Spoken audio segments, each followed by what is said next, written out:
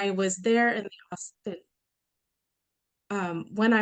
that's okay. When I was there in the Austin area, or early on, in my career, there were only 10 of us BCBAs in the entire greater Austin area. If you can even imagine what that's like.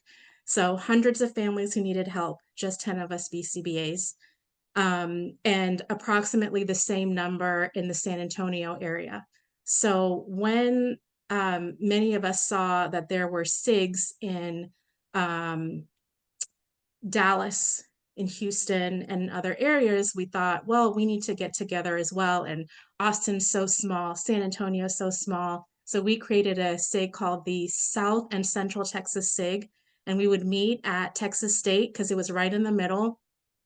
And, again, not very many of us, but we were aligned in wanting to network and get together and help each other do better, create more behavior analysts as well. And then Austin grew and San Antonio grew. So that SIG dissolved.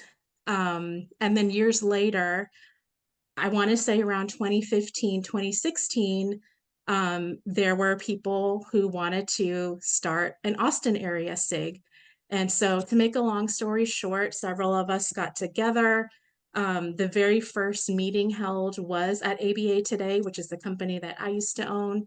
Our office was located in Round Rock. I wish I had that picture. I know y'all do because I've seen it posted before, but that was where the very first meeting was. And I found it. I had to dig around for this. I don't know if it'll show up on camera, but let me see, this giant notepad was where we collected all the notes. So where the very first mission statement was created, a name was selected. Let me share with you. I thought that was really cool.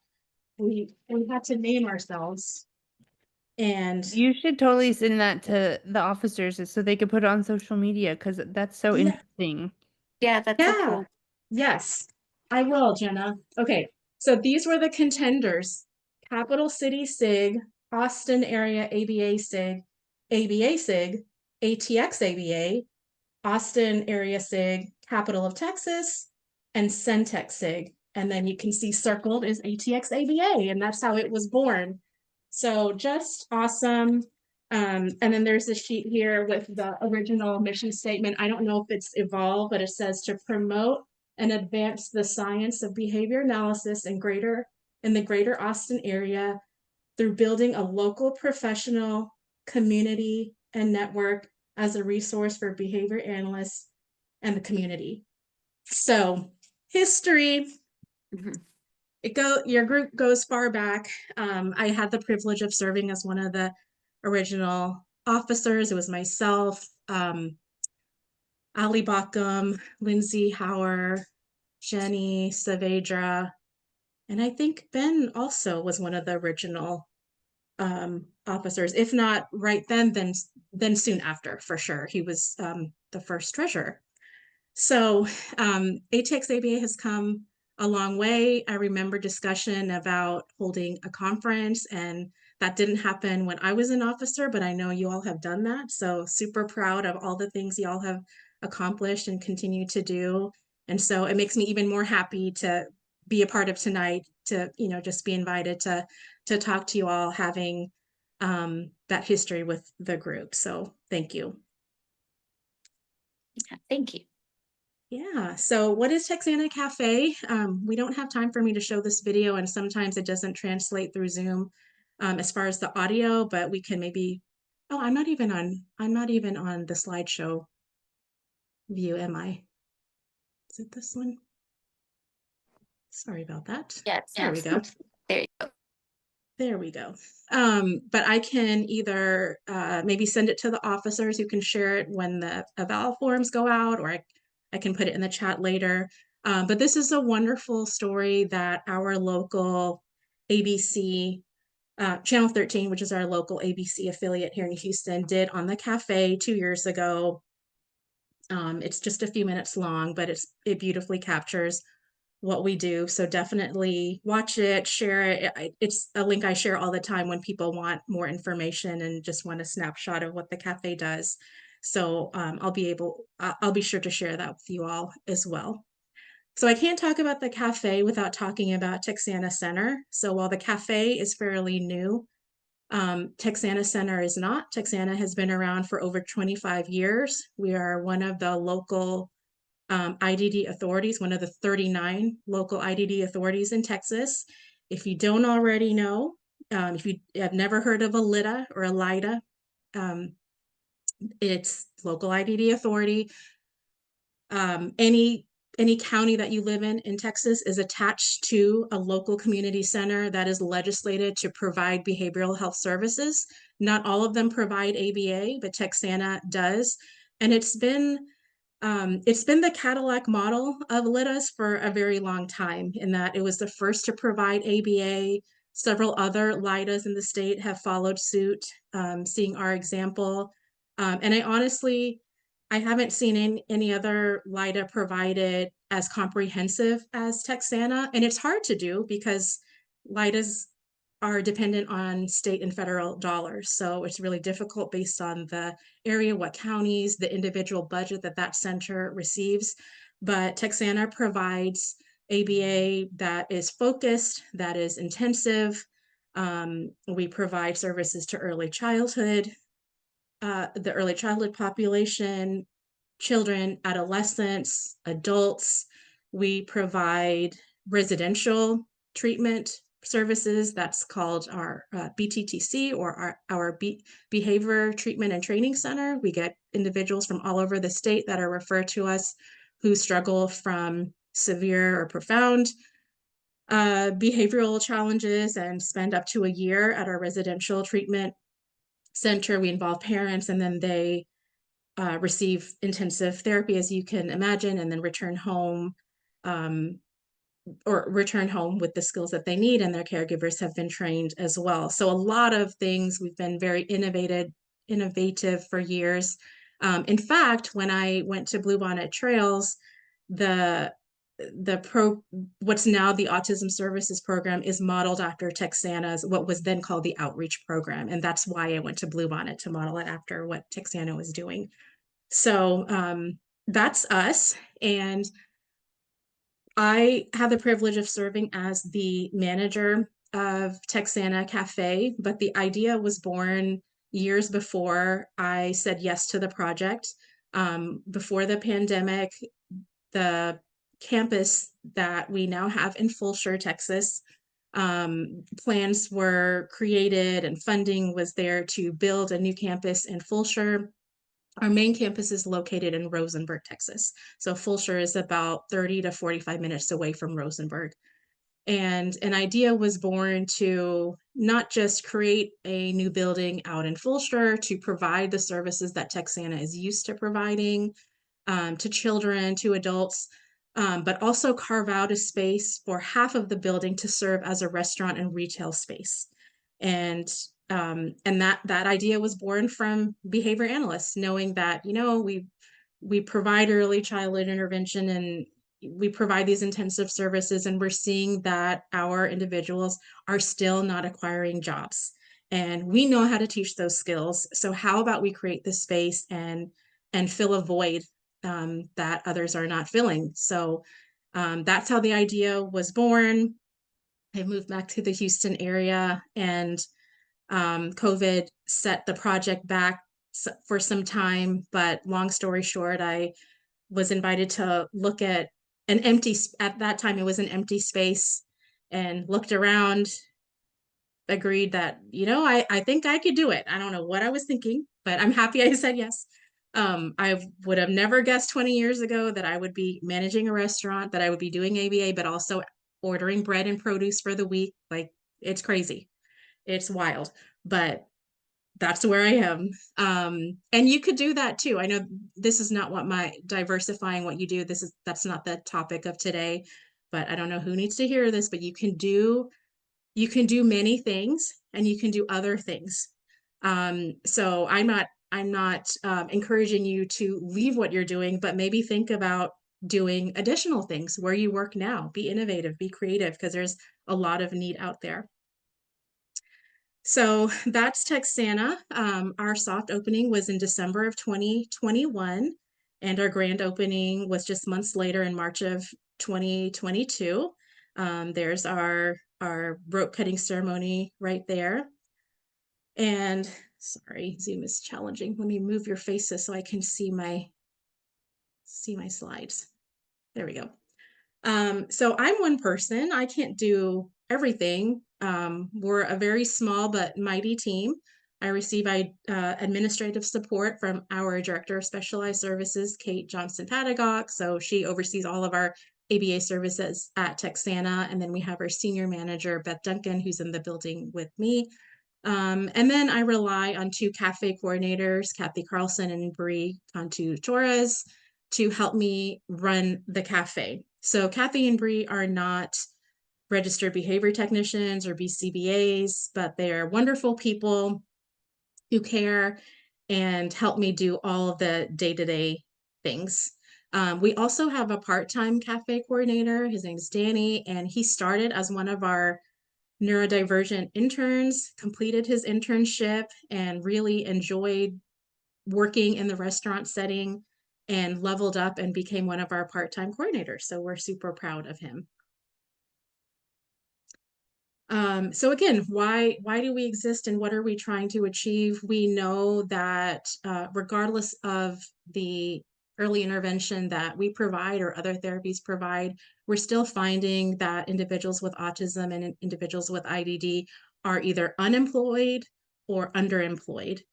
And nearly 42% of young adults who experience autism have never worked for pay. So that's not okay. And we are really proud of the work that we're doing to change that statistic.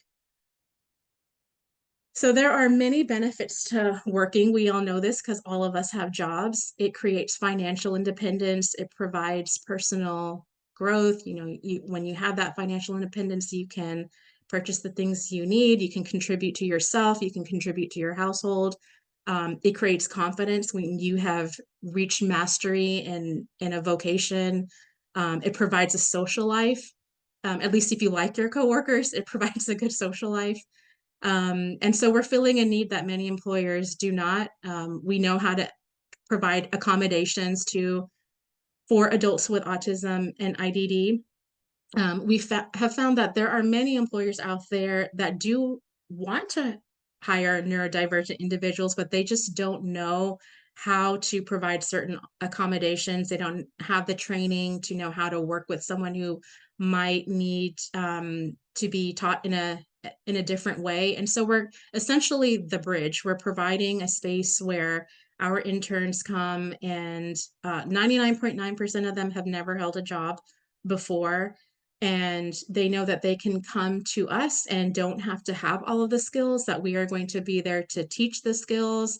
We provide a safe space where they can make quote unquote mistakes and don't have to fear termination. Many of our interns fear termination day one. They come scared, they come worried, they feel like they're not competent in their job. And so a lot of time is spent on rapport building when they first meet us, to remind them that they don't need to know all the things. That's what we're here for. We teach all of those things and we create that confidence in them. They are paid employees. So that was definitely a switch that I had to make. I'm used to, like you, completing an assessment and determining where are the skill deficits, where are the strengths, and where do I go from here? That's not our model. All of our interns are paid employees. So I only know what they choose to tell me. They're also all adults. So I know what they choose to tell me at the time of their interview or the time that they begin. So many times I'm discovering things about them on the job. I would not recommend that. That can be challenging, but it does happen all the time. The first intern, or one of the first interns I hired, our clock-in system is a facial recognition system in the building. And in order to use that, you have to enroll. The tablet has to take pictures of your face to know who you are, attach those images to your name and your employee ID.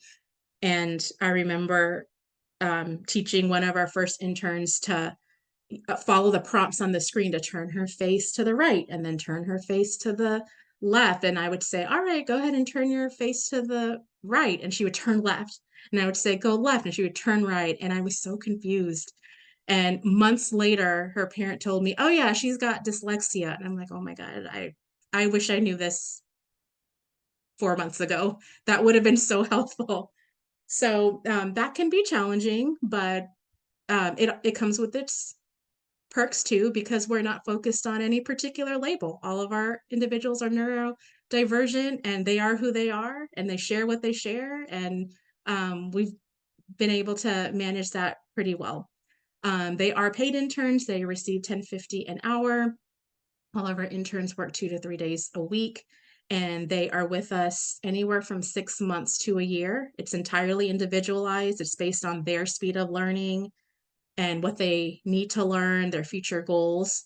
And in that time, we've been very successful in being able to teach critical employment skills to get them to a place where they can then apply for their next job, and the intention is that the next job is a permanent job. So this is Amy here. You're going to see a lot of pictures here. This is Amy. She's a rock star. She was with us under a year, straight out of high school, and didn't know what to expect. Her family didn't know what to expect. And she has now secured a permanent job at a local coffee shop in her neighborhood. And it brought tears to my eyes to see her doing her job, because she's using the POS system. She's, taking orders. She's asking them if their order is for here to go. She's giving them a number. She's serving. She's bussing the tables. She's checking on customers. I mean, she's doing everything that we taught her to do. It's incredible. It's amazing. So we're very proud of her. And that's the story of essentially all of our interns. It's been really, really great. So a moment to appreciate the food. No one's going to come to this restaurant if the food's not good. So we spent time on this, and I had to fight a few people on this, because there was kind of this pressure to, like, we've got to open this restaurant. But it's a real restaurant. Some people come in because they're just passing by and they're hungry. Not everyone knows that we serve a mission. Many have no idea.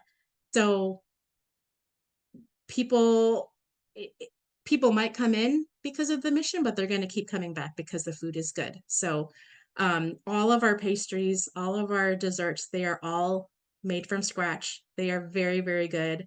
All of the sandwiches they all have their own special spreads and sauces. They all have their own special breads. All the sauces and spreads are made in-house. Everything tastes really, really good. And that was really important to us, because again, you want to keep those customers coming in, because they're not just experiencing exceptional people, but they're also experiencing exceptional food. So these are just some examples. This is our actual food. These are not stock images. And the photography of all of these pictures are from one of our former interns who is talented in photography. Those are my actual fingers up there on the top sandwich. All of the things, we do this as much as we can, from anything that's required at Texana Cafe. We involve our neurodivergent interns. They are doing the job. So they are the cashiers, they are the baristas, they are the bakers, they are the cooks, the cleaners, the bussers. When we create flyers, they are the graphic designers. They do everything. When we have private events, they're with us.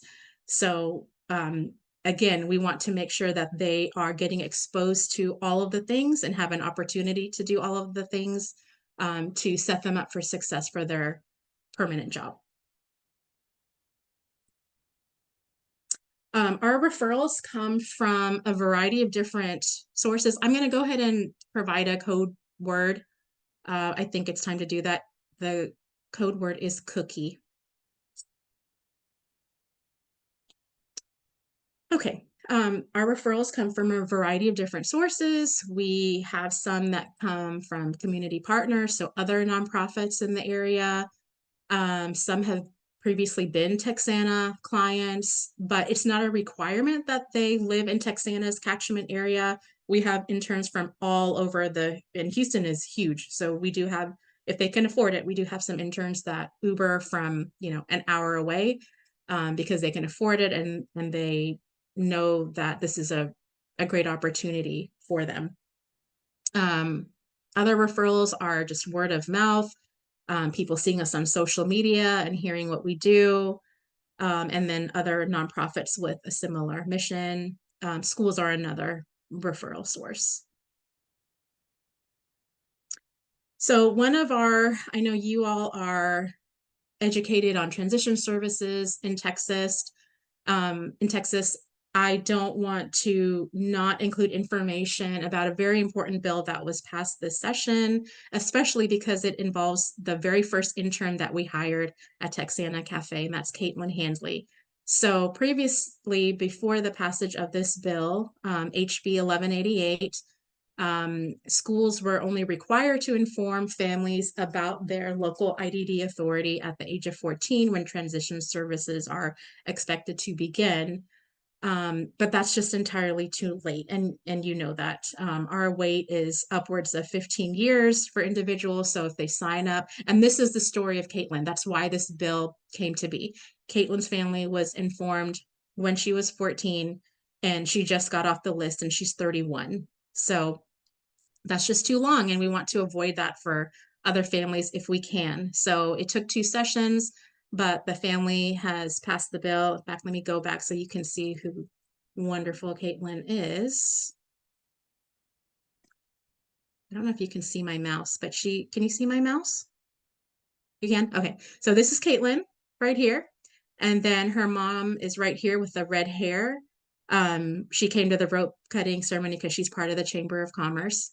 But these are the Handleys. They're wonderful people. And again, they've taken their experience. And although the passage of the bill does not impact them directly because she has just gotten off the list, it's going to help so many families that come after them to make sure they receive the information that they need to get on the Medicaid waiver program interest list. What did they change it to? Like, what age do they have to tell them Oh, that? thank you. Yeah, that's important. So it's not by age, it's that schools are required to inform families about their local LITA as soon as the student is identified with a special need. So they have an IEP, I believe 405 program as well. And they have also, they being TEA, there's a great, I can send that to you all as well if you don't have it or know where to find it. There's a great just one pager that they created to give families at their annual IEP meetings.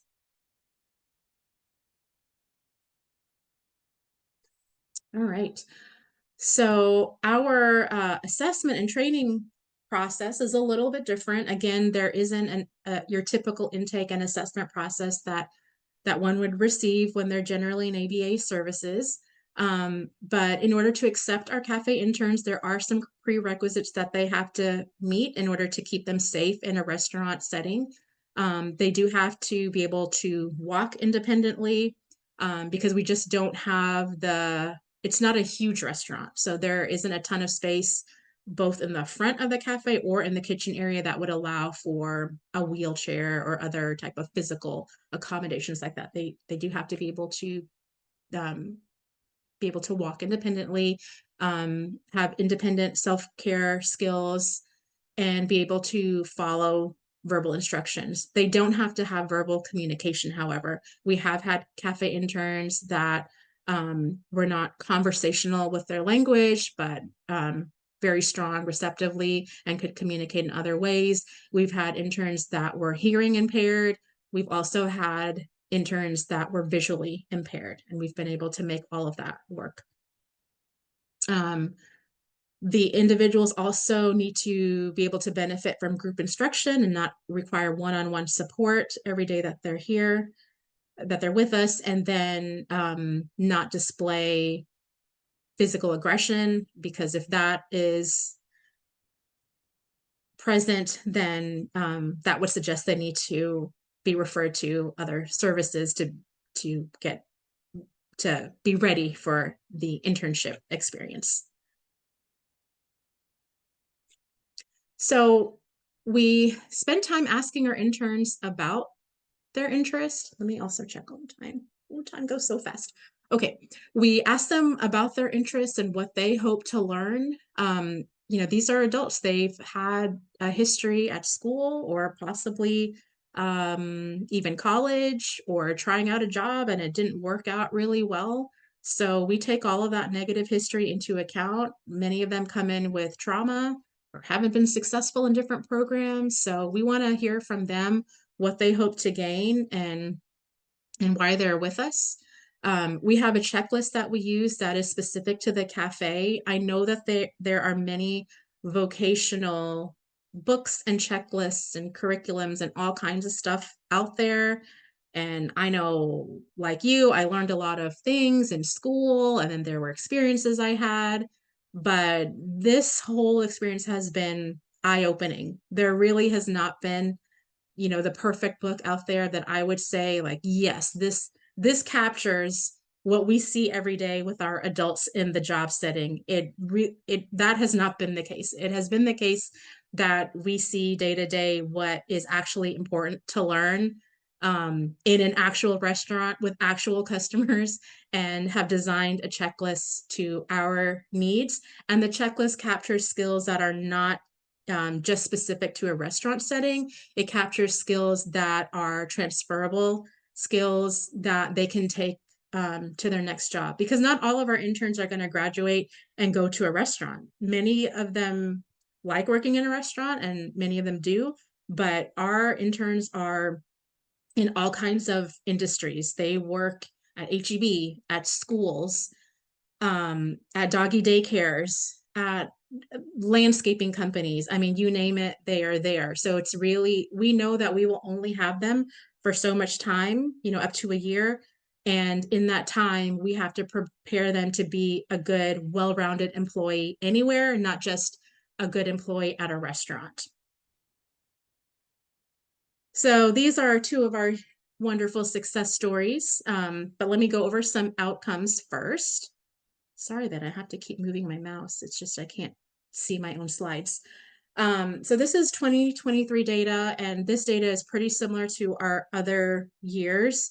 Our other years have served more people, but in 2023, we served 14 individuals, and 10 out of those 14 at the time this data was collected, 10 of them graduated, and of those 10, 7 secured permanent employment, which is amazing.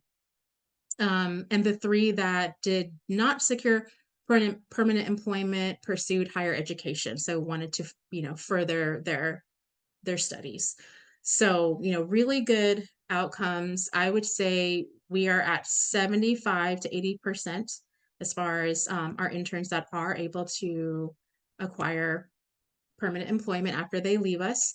So some quick stories here. The bottom left here, our intern Matthew, he only served for, he only was with us for 4 months, so shortest internship out of everyone we've had so far.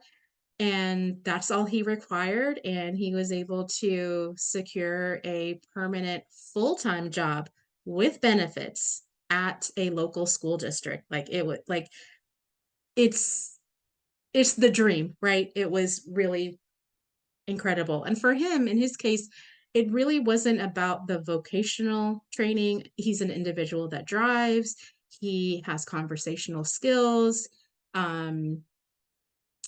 very talented individual, but he lacked confidence. He didn't know what he could do. So we put him to work and assumed competence in everything, and he learned really quickly what he could do. And so we are very proud of him. And then in the top right, we have Danielle. You can see she's at our espresso machine. That machine is very expensive, by the way. It's more expensive than my car. Again, this is a real restaurant with real equipment, real things because we're teaching transferable skills. So she became a very talented barista. She's not at a coffee shop right now, but she was able to acquire a job also at a school district, different school district.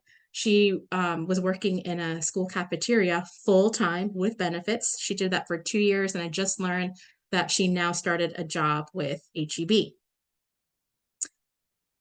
So fantastic stories. So there are essentially three main areas that we have discovered really set us apart and have contributed to us having these success rates with our internships. And the first one would be what most people consider soft skills. We have learned are really and truly the essential skills when it comes to acquiring permanent employment. So while many vocational programs, whether it be in high school or an ABA clinic, a day program, there's a lot of focus on the actual vocational training. That's important, but that's really not going to be the determining factor that an employer is looking for. Employers really care about these things. They want to know that the individual is on time. We work on that all the time. Again, we have some talented interns that are very savvy with a POS system that can cook. You know, I can teach anyone how to bake a cookie and make a sandwich and make a latte. It's a lot more difficult to get an intern to learn their schedule and become independent in that and not rely on their parent to keep up with their work schedule. So you've got to be on time, super important. Honoring the dress code, maintaining good hygiene. You know, these are things that employers look for. Employers are not behavior analysts. I'd like to think everyone's really understanding and kind, but that's just not the way the world works. Employers want people who know how to do these things, and they're not super patient and they're not super kind if an individual comes in and forgot to put on their deodorant or it's evident their uniform is not clean. These are things that are really, really important to employers.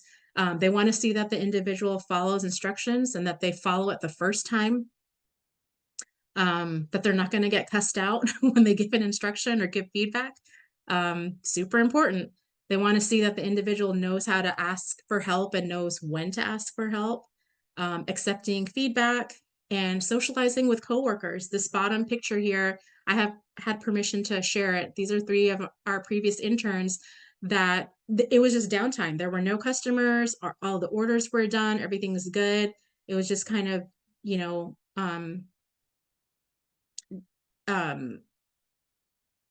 what am I trying to say? I can't find my words. Just not free time because they weren't on a break, but there wasn't, you know, they're waiting on customers. And what might come easy to us is knowing to strike up a conversation or maybe find other things to do.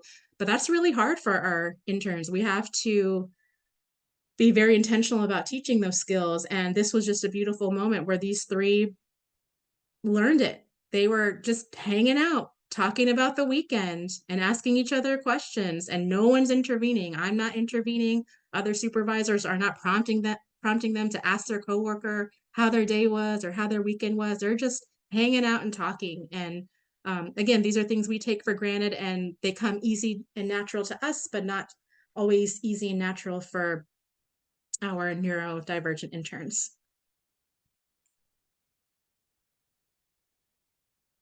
So I mentioned the generalization piece. The skills taught during our internship can be transferred to any industry. And what many people call soft skills, we consider essential skills to becoming a good employee. And I often make this parallel. You've probably made this comment before with individuals or parents that you're working with that might be learning skills in order to benefit from school.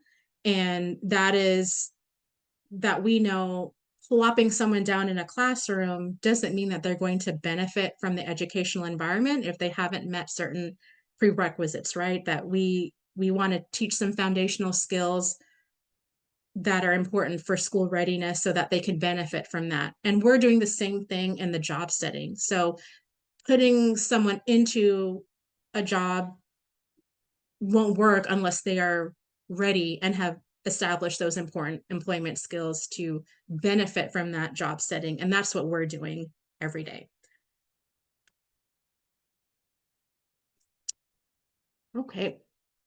So it is the employee's decision to pursue and participate in the internship. No one is forced to be there. They are all adults. They are paid employees.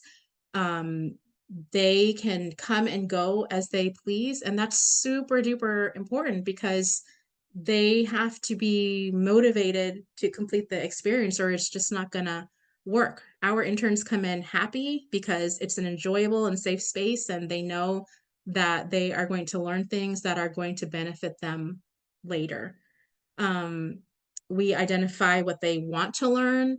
I'm going to skip to the bottom point here. When we first started all of this, I, of course, had to interview interns. And during the first one, the parents were a part of that meeting and they dominated the meeting. They were like, well, she loves this and, focus on this over here and teach these over, don't worry about that. She loves this. And then our interns start and they're like, well, Miss Ronnie, I want to be a barista. And I'm like, oh, well, why are we cleaning dishes? Let's train you up to be a barista. Oh, you like to bake? Okay, well, let's get to baking. So ever since that experience, I have kicked parents out of all interviews. And it's not because I don't value what a parent has to say, because of course, parents know their child better than anyone, except in the work setting if they've never seen their child in the work setting. So we have to strike a balance. I certainly do take parent input, but not during the interview. And our interns guide their experience. I put on here that we're assent-based and neuro affirming. I know, that's not just a buzzword where we are. And by we, I don't mean just the cafe. I mean us at Texana. We've taken many measures to really learn this and do better and be as neuroaffirming as we can. We have meetings about it. We go to trainings about it because that's a value that we hold. And so in terms of the job at Texana Cafe, they have to be able to be the ones to indicate what they want, what they value, to be offered choices. And that is super duper important. We always assume competence. That's another form of our neuroaffirming care. We are a real restaurant. We're not pretend. And sometimes parents do worry about some of the things that they are coming into contact with, like knives and ovens and stoves. We have commercial equipment. And yes, that's scary, but we're behavior analysts and we know how to teach these things. We know how to teach safety and we know how to provide accommodation. So all of our interns do handle knives, but we have special tools. We have special gloves that some wear if we are concerned that their hand might slip. And if that knife strikes the glove, they don't get cut. We have multiple kinds of knives.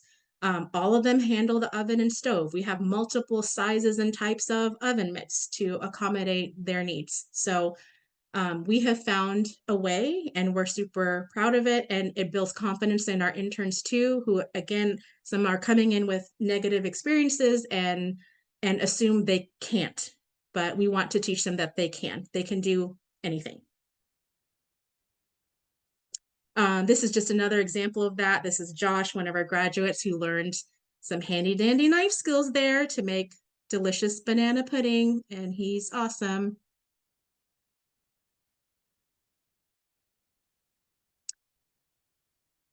All right. And then our second recipe for success has been matching their interests, kind of along the lines of what I was just saying, matching their interests to the job that they're learning. So again, in the interest of time, I'll kind of skip to the bottom piece here. So when I had a company, one of the things that I learned to ask employees, and I learned this from someone else who owned a company, is to ask your employees, why are you still here? Because that gives you better information about what your employees value. And so I took that For example, if you're asking your employees, why are you still here? And one says, well, I really appreciate the opportunity to go to an ATX ABA conference, or I got to go to this training. Then you know that they value continuing education and you want to do more of that. Or, I really appreciate that we have 3 weeks of PTO. Then you learn, okay, they really value family time and travel time. So we probably want to do more of that. So I took that to the cafe as well with our interns. And I took that because one of our interns 2 years ago, I had a conversation with him and I noticed, I had a conversation and I said, I noticed you don't buy any of the sandwiches and you don't have a sweet tooth. So you don't buy any of those either. And you're not really a soda person. And you don't, so tell me, why are you here? And he said, because Miss Ronnie, now I can finally help my mom. I can finally pay for my things and help her pay for her things. And so that was a really big learning moment for me, that contributing to the household could be valued more than anything else. And that could be the main reason, the main motivating factor for someone being with us. So I'm not just saying this, the research suggests this as well, that when you match the job to the interest of the person, the outcomes are far greater than matching them up to a job that they haven't indicated being interested in. So this is just one example from behavior analysis and practice from 2020. Lap. His name is Lap. So Lap came to us with his family had immigrated from Vietnam. He spoke very little English, but he belonged to a wonderful church and got connected with their special needs ministry. And his special needs ministry director contacted us and set up his interview and thought he would be great at the cafe. And she accompanied him to his interview. This was during the time of COVID. He came in with a mask. We're all wearing masks. And I'm going through all the things, and she's helping translate. And at the very end, I said, all right, Lap, it was good to meet you. So I think you'd be great here. Would you like to work here?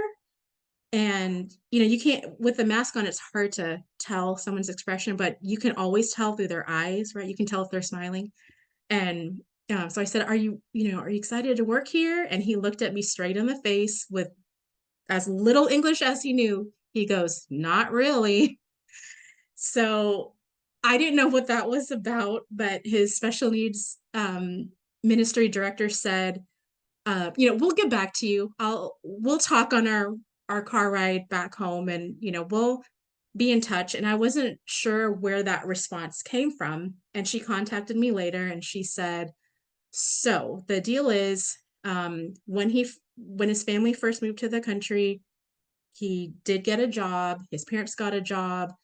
A job for him is a matter of his livelihood because he was not diagnosed with a disability until he moved to the United States at the age of 22 or at the age of 23. So he does not qualify for your typical state benefit. So this is a matter of his livelihood. He has to work because if anything should happen to his parents, he has to be able to support himself. And so he got a job immediately at a restaurant, and her husband went into this restaurant as a secret shopper and just observed Lap in his job. And he was furious. They treated Lap, they were rude, they were disrespectful, they got angry with him, they yelled at him, they told him he wasn't going to amount to anything. It was horrible. So he went back, told his wife, and, Lap left that job. So this is the trauma he was coming in with. Imagine going from that experience and then someone offering you another job at another restaurant. He was not excited about it. So we had to spend many weeks with him building rapport, where he didn't have a ton of expectations. That his expectation was to show up on time and follow a couple of instructions and go home. And we, built on all of that once we had established trust. And he ended up being one of our best employees, once he learned to trust us and gained confidence in his skills, and he gained confidence in English. He was really good by the time he left us. So he's pictured here at the first job he acquired after he left us at Dogtopia. Dogtopia is a franchise all over the country. It's a doggy daycare and grooming center. He doesn't work there anymore, but for the last 2 years, he has worked at Sushi Monster, and that's the picture to the right. And I go visit him often, and he is loving his job and he is thriving.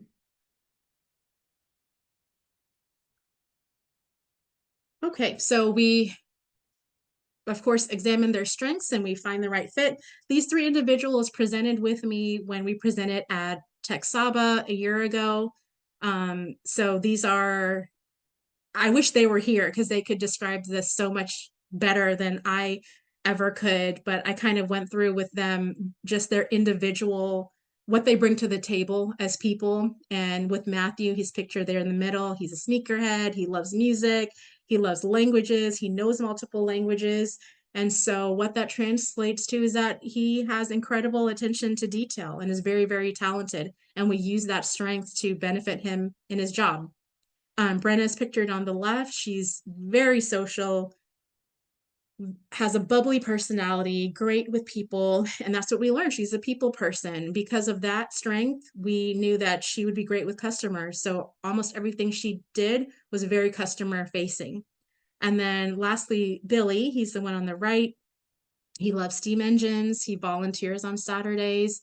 He's an Eagle Scout. And so what that translated to is he's a natural born leader. He's great at leadership. And so he became a highly trained barista, and he led his team, and he taught many of the other interns their barista skills. So I hope that makes sense. Just looking at your individuals that you're training or working with and looking at what they're already good at. And a good place to start is seeing their interests and what they're already focusing their time on, to then indicate what you can take to their employment training. All right. And then the last recipe for success is that our job, I've said this a few times, we are a real restaurant. And the research does suggest that training individuals in the actual job setting produces better results than training them in a contrived setting. So in the classroom or contriving something at home. And I know, believe me, I've been there before I worked for this cafe. I've done it. I have provided one-on-one services to teens and adults, and I was that person contriving things in their home or in a classroom because that's all we had. But I've learned that it just doesn't match the real job setting. So if there is a way, and you'd be surprised, maybe you are someone who's contriving different learning opportunities in a classroom or day program or at home. See if there are people in your community that would be willing to let you work on those skills in their restaurant or in their school or in their center, in their bank, in their local business. And you might be surprised how many people will say yes. So these are just 2 examples here. I'm happy to share the slides later. This one in particular, I really liked. It is a study of high school individuals with autism who completed a 9-month internship. That was a control group, compared to 9 months of high schoolers receiving regular transitional services that public school offered. And when comparing the 2 groups, at 3 months post-graduation, 90% of the treatment group acquired competitive part-time employment. So huge. And these are the numbers we see as well. And I really know that we're getting the results we're getting, and we're getting the mastery we're getting because our interns are working in an actual restaurant with actual customers, with actual coworkers, with the actual things, the equipment and material that they would in a real work setting. And then that's the evidence from science. And then we also have what employers say out there. This is from Indeed.com, their top 10 list of what employers look for. So it's very similar to some of the things I've already mentioned, but dedication, that they are individuals that are going to see the task through, that they're going to complete things start to finish, that they're confident in what they do, they know what to do, and are confident in their abilities, that they're reliable, again, showing up on time, keeping up with their weekly schedule, that they're a team player, that they demonstrate independence and leadership, that they're good communicators with both coworkers and supervisors. They're self-aware, that they own up to mistakes, that they're critical thinkers, and that they have good integrity. I'm going to give this, we need 2 code words. Is that right, Natalia? Okay. The second code word is dedication.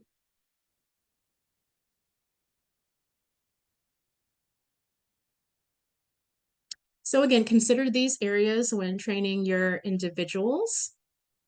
These are the skill areas that employers are looking for. And the benefits of the internship at Texana Cafe have definitely far exceeded the vocational skills that they've learned, even the social skills that they've learned. What family members report is that this opportunity has changed their loved one's life, that now, or during their time with us, they had a productive activity on their weekly schedule. It was productive time spent, that it increased their overall happiness and quality of life because they became good at something and they were confident and excited about it. They came to work excited. They went home excited to share everything that they've learned, that they developed meaningful friendships. That has been huge. I knew that the internship would do good things socially for our interns, but even I underestimated how far that would go. For many of our interns, they have made their first real friend in their job at the cafe, like a one that they will text on their own, one that they will hang out with outside of work because they enjoy their company and they want to. We've also heard that interns take more initiative at home after being successful in their job at the cafe.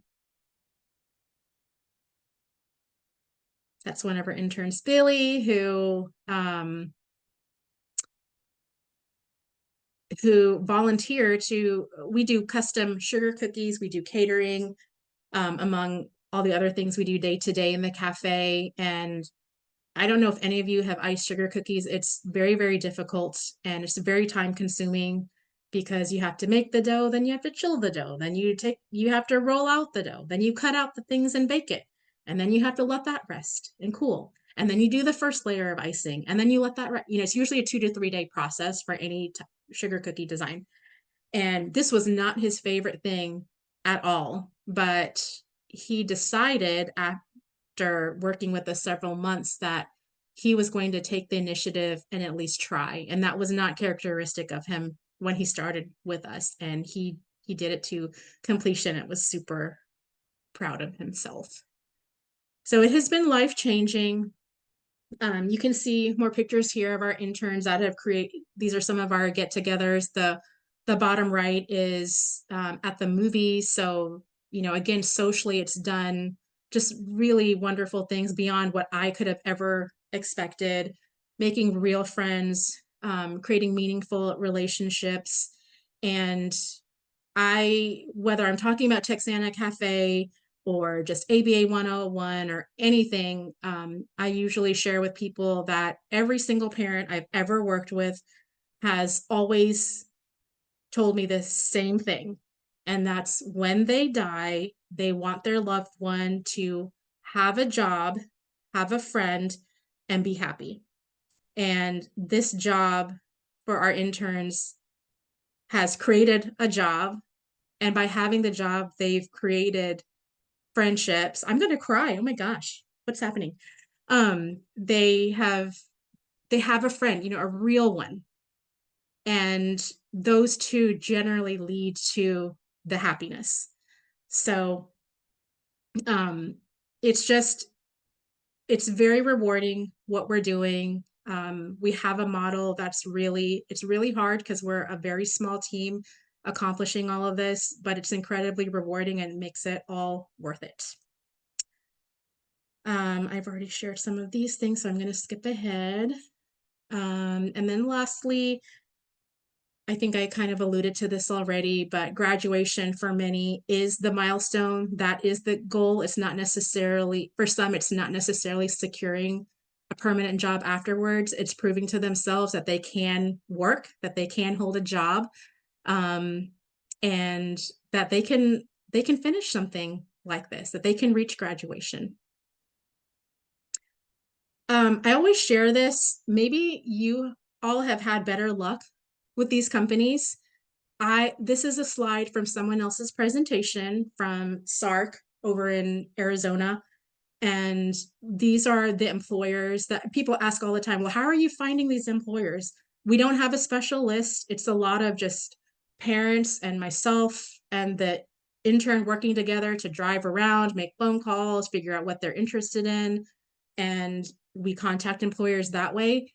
So we don't have a magical list. But these are employers that supposedly are autism friendly or have programs designed to hire neurodivergent individuals.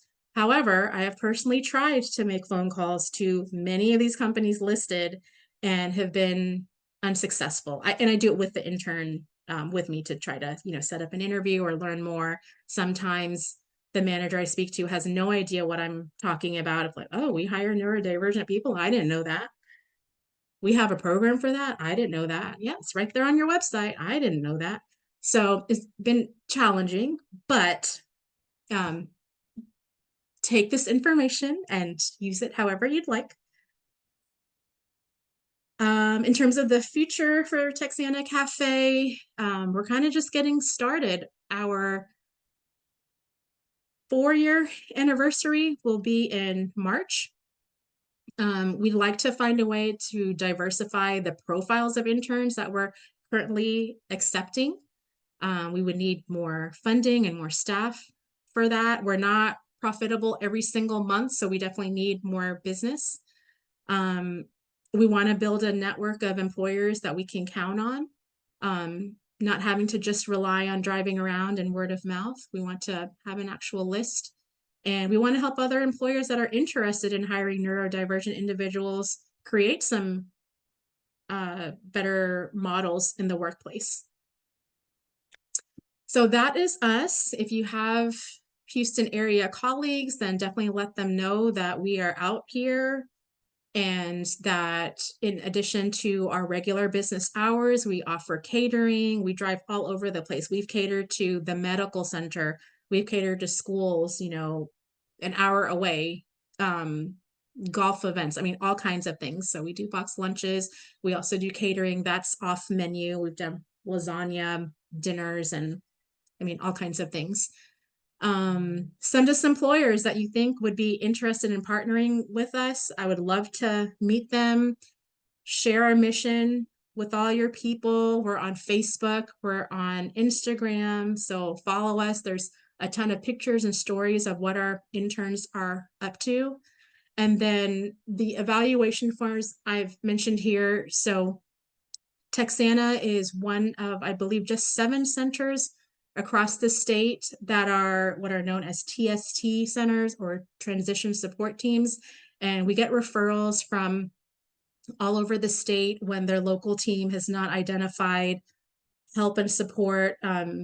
Most of the time, families in crisis, and we receive funding to serve as that team. So myself and many of the BCBAs at Texana are part of this TST group. And in order for us to continue receiving this funding for all of the important things that we do, we have to document when we do presentations like this one. So I shared with the officers the official TST eval form that I would need to turn in to capture that today happened. So I would really appreciate y'all taking the time to fill it out and send it back to them, and then they'll send it to me. But I'll stop there. I know I'm over time. Sorry, but I appreciate y'all attending, and I hope this was helpful, and I hope you learned something new. And the bigger hope is that some of you, or even just one of you, maybe start something like this in the Central Texas area. Thank you very much. Thank you so much, Ronnie. This was wonderful. I am going to post our kind of performance feedback here as well, just for the purposes of CEU. And then I see that yours is the one that you emailed to us is it PDF or? Yes, it's a PDF. Okay, I will email that one out to the participants for tonight. Let me see real quick. Can I ask a question? Do you have time? Yeah, I would love to take some questions. Yeah. The unemployment and underemployment rates for these populations is, can you hear me? I can hear you. I think there's a little bit of a delay, okay. But I can hear you. Is, as you mentioned, is so low, way too low. And I'm just wondering if you have any small small tips for employers who maybe are willing to put in the time and the cost to bring on our population. What are small things that they can do to help to support these folks? That's a great question. So small things they can do are to reach out to, if they're in Texas, they can reach out to you all. You might have behavior analysts that would be willing to provide some free tips. I serve on the board of directors for the Autism Society of Texas, and there are AST staff as well as board members who have gone to employers to provide just some basic training for free. It wouldn't cost anything. So tips and tricks, if they would like any of us to do that, that's available. And that wouldn't be limited to Central Texas. That could be anywhere in Texas because we have Zoom and technology. So if anyone wants that type of opportunity, that's available for free through the Autism Society of Texas.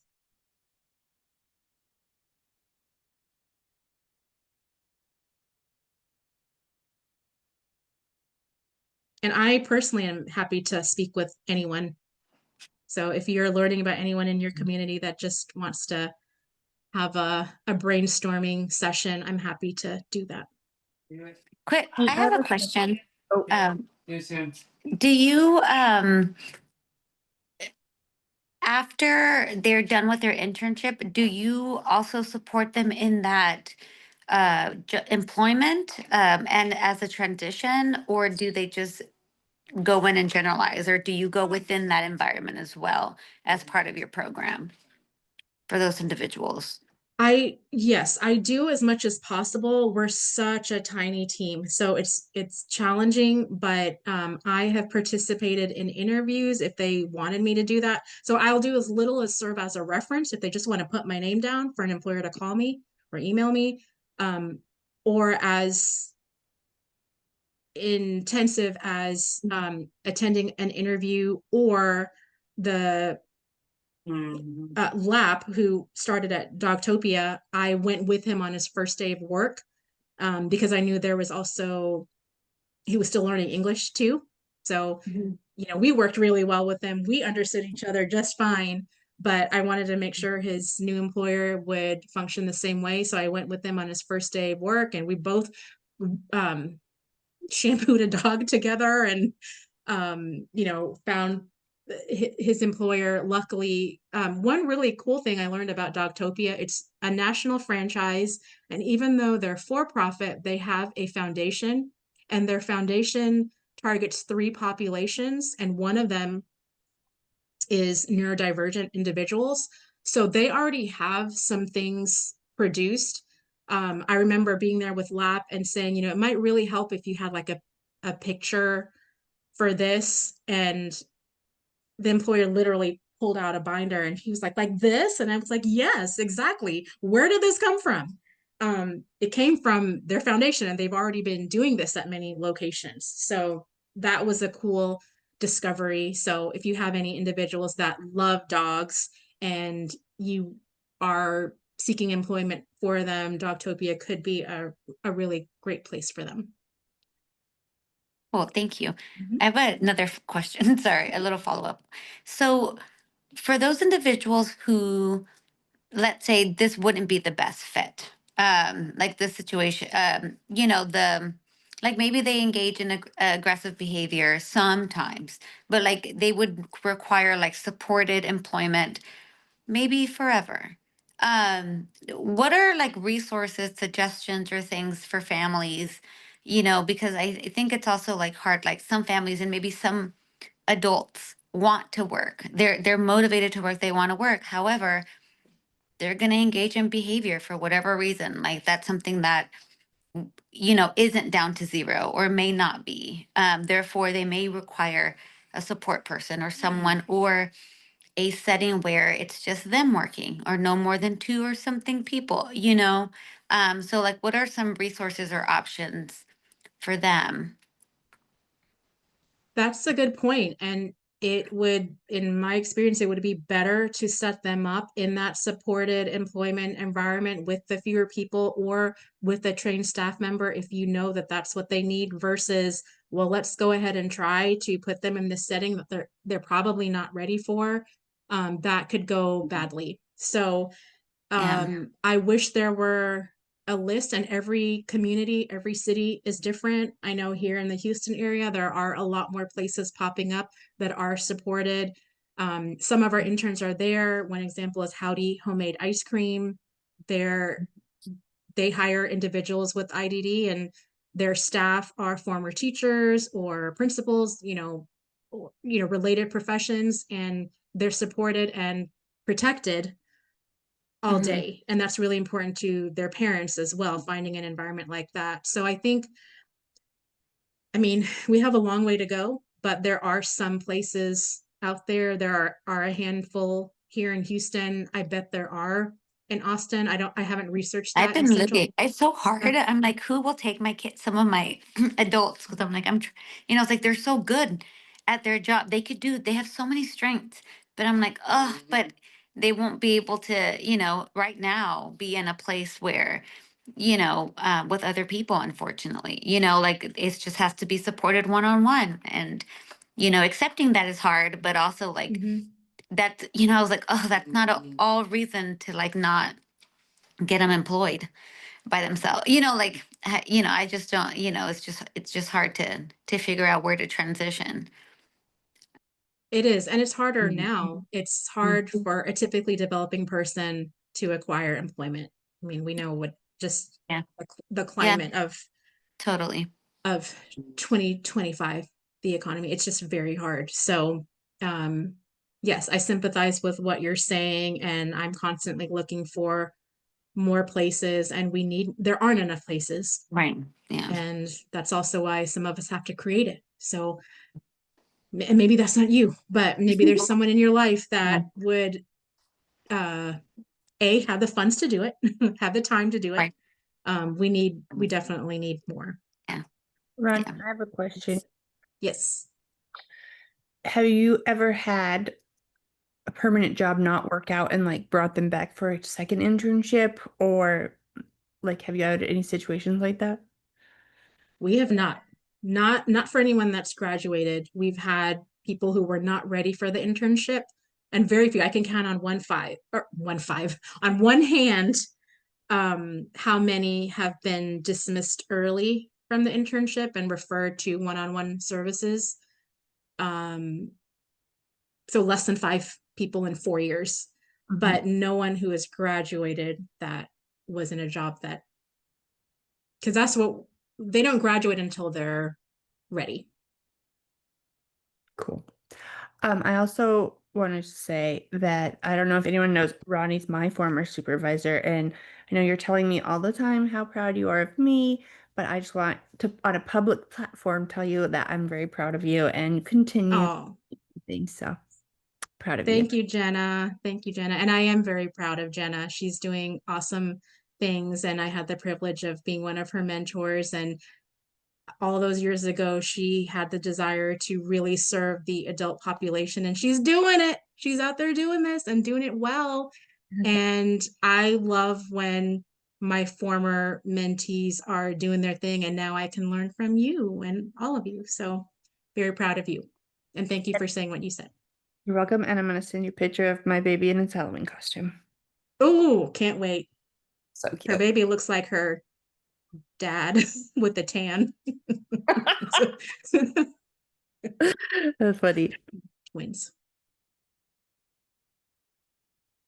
Other questions? I'm loving the questions. Who else? And who's going to come see me at Texana Cafe? Who's coming to Houston? I will at And if some you point. do, I do want to go check it out. So I will at some point for sure. Next And time if I'm in you- Houston for sure. awesome. If you do, please email me so that I can make sure I'm there. I am there every day, but I also do shopping runs and deliveries and all kinds of things. So I would hate to miss you. So please reach out. Yeah, absolutely. Is there any, I have not been looking at the chat at all. Is there anything that I need to see there? No, just lots of positive feedback. Okay, It awesome. truly, it really is such a unique and special thing that you guys are doing, and I wish that there was more places like that. Like that's I know. really Yeah. amazing. Was That's it hard to get grants and funding for something like this? Well, I mean, it was under Texana umbrella, right? So was that helpful? So I would say it's more challenging now than when we started. We received a $1 million grant from the George Foundation, and that is what we used to construct the building. So we had Wow. that big jump start to create a beautiful space. And if you ever come to the cafe, you'll see that we have a donation tree inside. And the biggest leaf on it is the George Foundation. They're a philanthropic organization that's very well known here in Fort Bend County. And then they have a big placard outside of the building. But their very generous gift helped us get things off the ground. But now to sustain everything that we're doing, we need continued business. You know, it's not the, you know, think about you all and what I used to do. What's billable are our services. Well, I'm not billable right now, and that what's billable right now are sandwiches and cookies and pastries and coffees. So we need continued business. And so that, you know, I'm not trained, I've learned a lot, but I know how to market for ABA services. I didn't know how to market a restaurant. So that's been a whole learning curve. And to put food and a restaurant front of mind for people, that takes a lot of work. So when I say a small team, I mean it. Like social media, who does that? You're looking at her right now. Deliveries, who does that? Yep, that'd be me too. Who does the training? Right here. So it's a lot. I wish we had more staff, but in order to afford more staff, we need more business. So we have been very fortunate. We apply to a ton of grants because Texana as a whole applies to grants. Just today, we were awarded a $5,000 community grant from HEB. That was a total surprise. So we've been very fortunate. ABC 13 did in Soriana. So we've gotten a lot of exposure, It's so awesome. but we could always use more. Are you leaving, Jenna? Bye. Great to see you. Bye. Good to see you. I was also saying hi to Natalia's daughter, Masha. Masha, say hi. Thank you, Ronnie. Thank I'll talk. Bye, y'all.